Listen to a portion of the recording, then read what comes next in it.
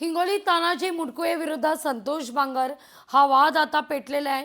भाजप आमदारानं माझ्या घरी 100 पोलीस पाठवले असं बांगर म्हणतात।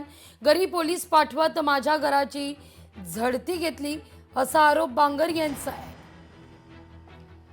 माझे घरामध्ये लेकरं झोपलेले, बायको झोपलेली, आई झोपलेली आणि त्या पोलीसवाल्यानं खट खट खट खट दरवाजा वाजवला आणि सर्च वॉरंट दाखवला आणि सगळे पोलीसवाले तुम्हाला सांगतो लेडीज सगळे घरामध्ये घुसले। मी त्यांना म्हणलो अरे बाबा काय चलले काय, हमारे पास कोर्ट का वारंट है बोले, तुम्हारे घर की चेकिंग करने की है। आता तुम्ही सांगा एका आमदाराच्या घराची जर माय हे चेकिंग करत असतील कोणाच्या सांगण्यावरून तर सर्वसामान्य माणसाचं काय आहे याचं मला उत्तर तुम्ही दिलं पाहिजे।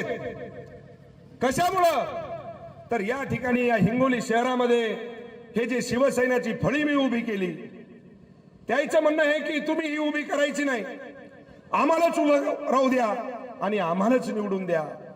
अरे लोकांनी तुम्हाला निवडून दिलं असतं, तुम्ही जर चांगलं काम केलं असतं, तुम्ही जर कुठे एखाद्या अड्ड्यावर जर सापडले नसते तर या मायबाप जनतेने तुम्हाला सुद्धा तळ हातावरच्या फोडासारखं वागवलं असतं, ध्यानात ठेवा।